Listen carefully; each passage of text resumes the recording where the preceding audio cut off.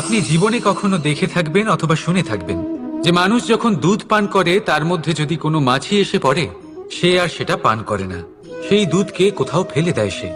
কিন্তু ভেবে দেখুন এখানে পরিস্থিতি একটু আলাদা হলে, দুধের বদলে ঘি থাকলে মানুষ কি করে?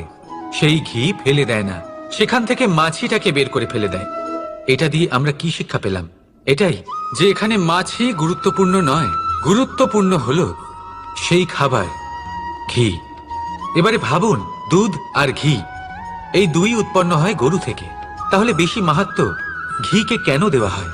তার কারণ যে যত বেশি তাপ সহ্য করে সে তত উৎকৃষ্ট হয়, সে ততটা মূল্যবান হয়, এতটাই মূল্যবান যে যদি তাতে কোনো দোষও থাকে মানুষ সেটা গ্রাহ্য করে না।